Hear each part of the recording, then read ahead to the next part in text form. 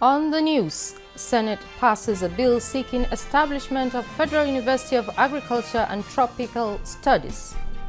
Agriculture, with its allied sectors, is unquestionably the largest livelihood provider, more also in the rural areas, and can contribute significantly to the GDP. House of Representatives passes a resolution seeking amendment of the National Honours Act 1964. Appropriately recognize the Speaker of the House of Representatives as co-head of the National Assembly and accordingly confer the national honor of GSON upon the Speaker, ensuring parity in recognition with the President of the Senate. This should be accomplished before the formal declaration by Mr. President. Plus, Conference of Speakers emphasizes national unity, cooperation and progress as Nigeria celebrates 64 years of independence.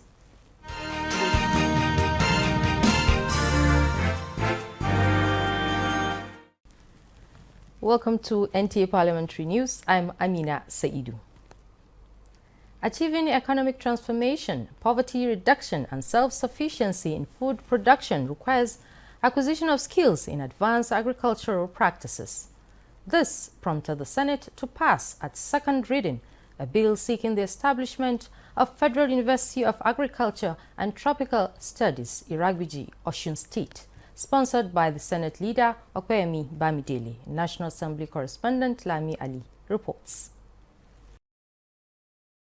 Agriculture, with its allied sectors, is unquestionably the largest livelihood provider, more also in the rural areas, and can contribute significantly to the GDP. Senator Okoyemi Bamidele, while leading debate on the bill seeking the establishment of Federal University of Agriculture and Tropical Studies, also said the establishment of more agriculture-related institutions will help the back-to-land policy of the federal government. We are saying we have to diversify this economy, and the only way to go is agriculture. We must produce manpower that will engage in modern agricultural production. One of the agitation now is that people should go back to the land. I don't want to go back to the hose and cutlass type of farming. We want to modernize. We should have this type of university, specialized university in all of our states in the country. Senate has also passed for second reading the bill to establish the Federal University of Information and Communication Technology, Ikare Akoko, sponsored by Senator Olajide Ipinshagba. It is our hope that the Federal University of Information and Communication Technology, Ikare Akoko, will serve as a premium incubation hub for information and technology scientists in sub-Saharan Africa. Presently, the school has reasonable infrastructure that can support the takeoff of the university. Meanwhile, Senate has resolved to invite the Minister of Works over the abandoned New Ogbomoso-Oyo Road following a motion from Senator Abdul Fattah Buhari. That the federal government embark on the reconstruction of the road by contracting different portions of the road to different contractors for quick completion. However, other portions had been completed and Ogbomoso-Oyo Road is yet to be completed as the contractor handling the portion has left the site, RCC. Given as a contract as far back as 2005, this road has become an eyesore to the ancient city of Ogbomoso. Those of us that have been planning that road for a very long time, not just of recent, we know the importance of the artery that it has been to the south-north connection. I want to join you to urge the relevant agencies of government to rise to the occasion in order to ameliorate the sufferings of Nigerians, because it's not only the people of your state that pass through that road. 6 bills passed first reading, among them bill to establish Food Vendors Regulation Council of Nigeria, forwarded from the House of Representatives for concurrence. From the National Assembly, Lami Ali, NTA News. The Senate Committee on Poverty Alleviation and Social Investment Program has screened presidential nominee Dr. Badamasi Lawal for the position of the National Coordinator of the National Investment Program, awaiting Senate confirmation. National Assembly correspondent Isa Mohammed has more. Given the background of the nominee, experiences and knowledge, the committee unanimously approved his nomination by President Bola Tinubu to hold the position. The committee said, with vast knowledge in SDG, local government administrations, and acquainted with the challenges at the grassroots level, it tasked him to be committed, resilient, and due diligent in getting results and changing lives of Nigerians. They have the image of that office. I want you to tell Nigerians that we can do better. I want you to prove to Nigerians that that office is actually for them. Justice, fairness, and equity should be your watchword. Dr. Badamasi Lawal assured Nigerians of his commitment to achieving results for the betterment of all. If confirmed, said it was a responsibility to oversee the administration of the agency, to also monitor, coordinate for the effectiveness, efficiencies, and impact of the programs to the Nigerian population who are poor and the vulnerable, to collaborate with the state government because they have replica offices to be able to achieve the same aim. He believes setting agenda for the program will no doubt change the narrative with results to show. From the National Assembly, Isa Muhammad, NTA News. Now, away from the Red Chamber to the Green Chamber, issues relating to equality and status of the presiding officers of Nigeria's bicameral legislature surfaced on the floor of the Green Chamber at plenary. The House of Representatives unanimously passed a resolution seeking amendment of the National Honours Act of 1964 to ensure parity in conferment of the National Honour of Grand Commander of the Order of the Niger, GCON, on the Senate President and the Speaker of the House of Representatives. Mitarik Pen has details. A motion of urgent public importance by Deputy House Spokesman Philip Agbese on behalf of the 360 members frowned at perceived discrimination in the conferment of national honors on the Senate President and the Speaker.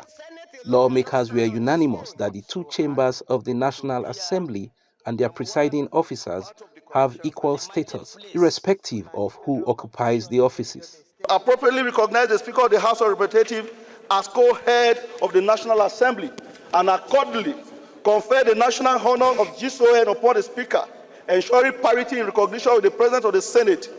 This should be accomplished before the formal declaration by Mr. President. The Speaker is the fourth in protocol. The CGN comes after. Today, the CGN is given the award, the honor of GCON.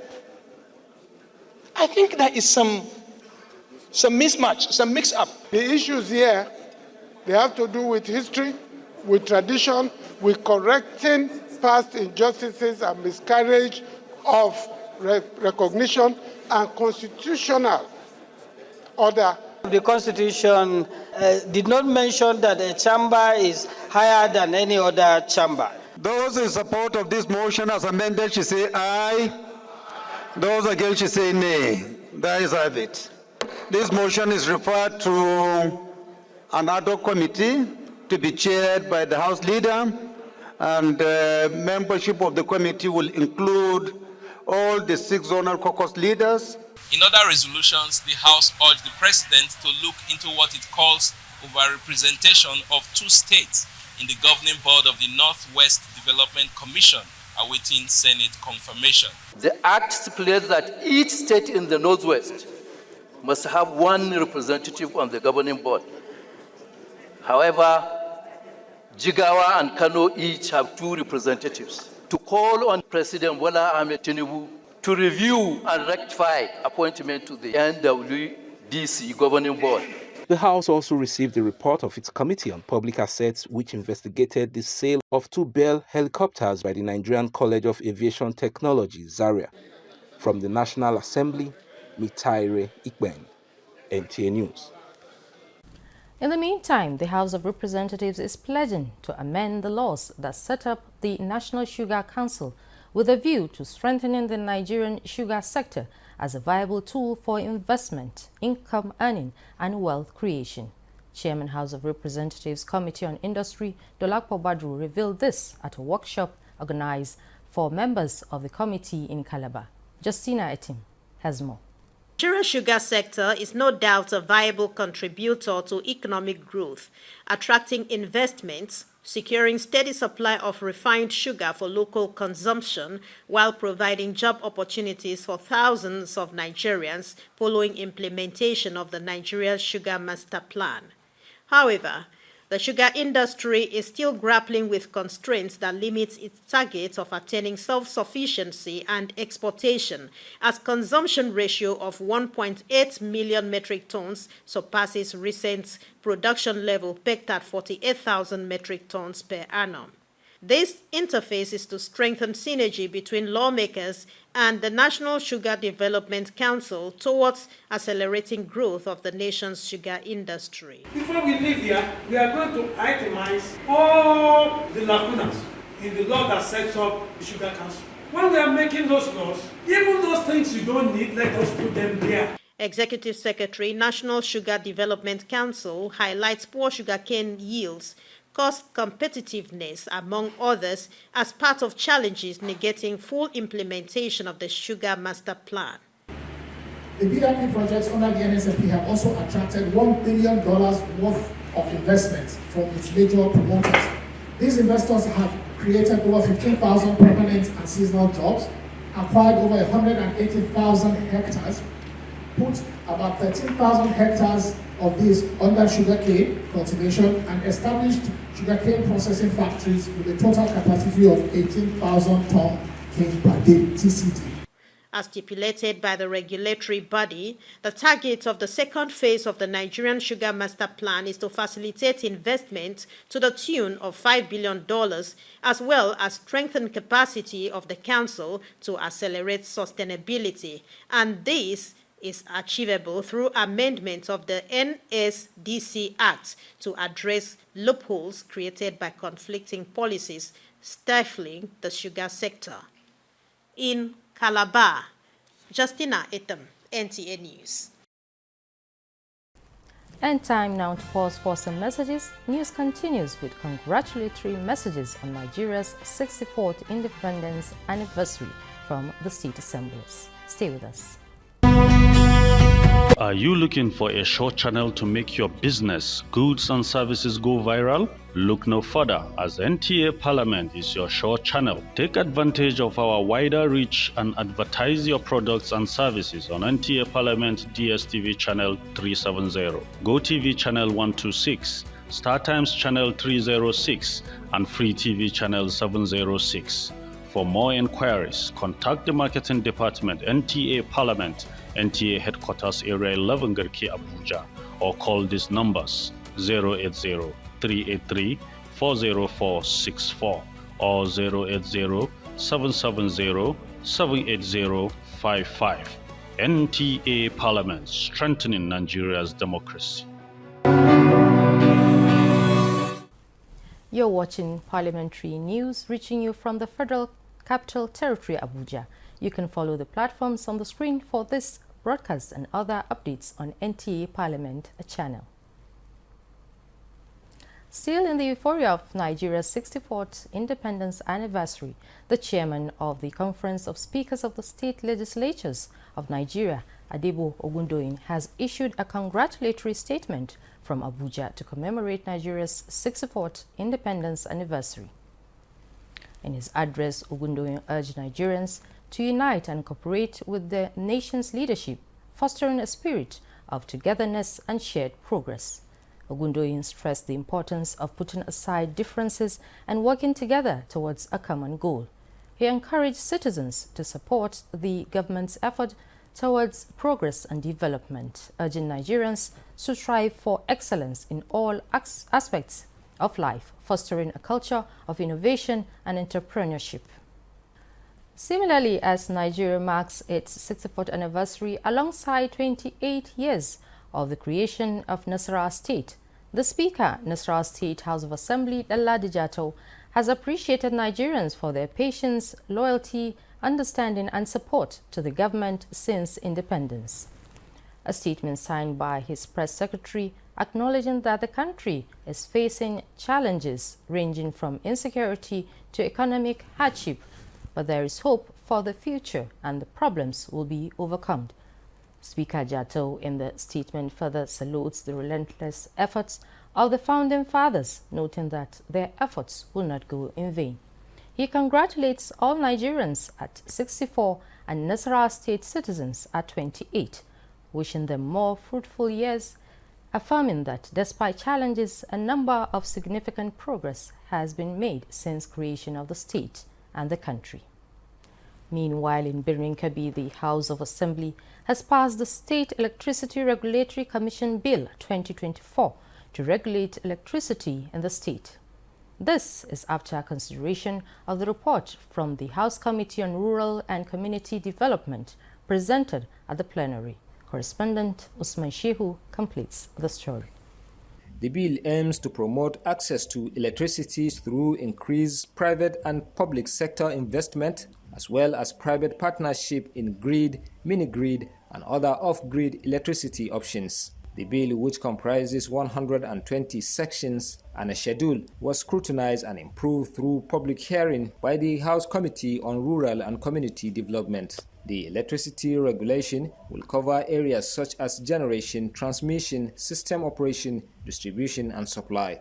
Because before now, the states do not have power to legislate on matters relating to electricity.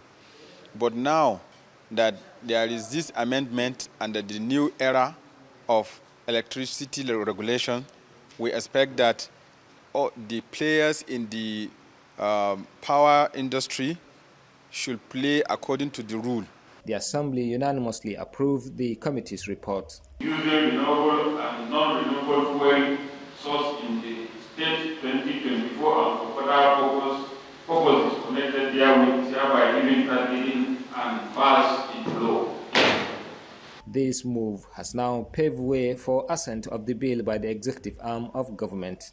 It is expected to boost electricity supply in the state, providing relief for residents and many businesses that require constant electricity supply. In Birnin Kebbi, Usman Abdullahi Shehu, NTA News. The continued efforts by the Lagos State House of Assembly to ensure there is a legal framework for registration, establishment and operations of markets is not targeted at displacing traders in existing markets across the metropolis. Speaker, Lagos House of Assembly Mudashiru Obasa gave the assurance at a one-day public hearing on Market Authority Bill organized by the Committee on Local Government, Chieftaincy Affairs and Rural Development in Lagos. Musa Toliet has more. These market stakeholders have been invited to make an input into the final output of the Market Authority Bill before its passage. Speaker, Lagos House of Assembly was represented by his deputy. Data is the only way we can plan ahead. So having data, registration and what have you, is to collect data so the government can plan. We should be able to know those in this particular market without even coming to the market. It's overview of a bill for a law to establish the Lagos State Market Authority, to provide for the registration, formation, organization, and operation of market associations and for connected purposes. The bill seeks to regulate the activities of markets and market associations in the state and their operations. This bill, if and when passed into law, will repeal the existing Lagos State Market Advisory Council Law, Cap L45, and the Lagos State Market Association Law, Cap L46 Laws of Lagos State 2015. The public hearing provided a platform for participants to submit memoranda, while those with grievances were free to air their concerns. The Oloja of Lagos is equally known as the Obaleriku, and it has always been the custodial authority of market since 1833. So we have laid out our recommendations, and we pray that there's an inclusion of the Oloja in the advisory board for us to preserve the market culture and customs. The imposition of people who are not among us doing business with us has affected us a lot. Because if you are doing business, if you are an investor in there, you will know exactly what we want and how the market should run. But the people who imposed on us in Computer Village are just there to come and get whatever they get. There was need to clarify grey areas in the bill to prevent a breach of the 1999 Constitution on local government function on market regulation. The provision of the Constitution of the Federal Republic of Nigeria, which provides that market registration should be under the local government. I just want the committee to have a second look at this so that we are not having a conflict with the Constitution. The need for inclusion of traditional rulers in the management of markets was also raised. This bill did not mention anything about the functions of the statutory institution in that community where the market is established. But make the obas in that community relevant. Make them have sense of belonging. That is what I'm asking for. The Iyaloja General, Folashade Tinubu Ojo, sums up her expectations of the market bill. It gives us the enablement for us to know our roles and responsibilities. And it would also help the public, the buyers and the traders, to know that there are limits within the community. Now with this law, you cannot just on your own say you create a market. So the law provides that before even you establish a market, you must be up to 50. There must be up to 50 people doing that, and they have to go and register with the local government. The Lagos State Market Authority Bill 2024 has scaled the second reading on the floor of the Lagos House of Assembly. In Lagos, Musa Toliad, NTA News. We Found Home Away from Home was a song rendered by the women wing of the Ikale Progressive Association of Abuja at its maiden celebration of Ikale Women Day. Joshua Ogunjide was at the occasion and files the report. Apparently, no foreigner present would ever doubt the rhythm, which depicts a contentment beyond the shores of Ondo State.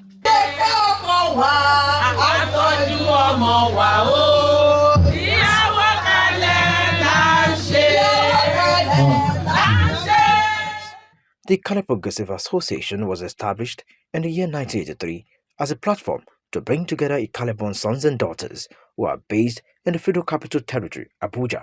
The maiden edition of the Ikale Progressive Association Women's Day celebration featured a fundraising, which donations would be channeled towards women and youth empowerment. We use the celebration to help our people. We want to empower our people, the women, the widow. We are from various homes, and we have the passion for the development of Nigeria as a nation. The occasion distinctively showcased the class and pedigree of the Ikale people as shining stars in their distinguished careers. I should tell the Ikale people to thank the senior advocate of Nigeria on his behalf, because all his political struggles, all what he has been going through, your illustrious son is the brain behind his successful political career. In our private capacity, we have been assisting them in terms of mentorship, financial contribution, moral assistance. It is more or less obligatory for me to partake in it.